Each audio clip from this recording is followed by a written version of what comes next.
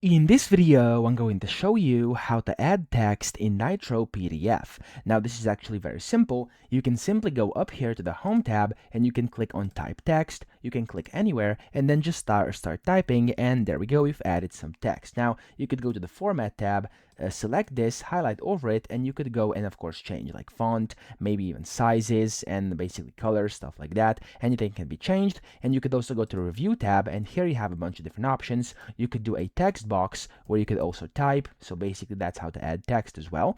You could go here, do a call out, for example, like this. You can also type in here, and then you could also do something like a note where you can basically also type here on the right hand side of your document.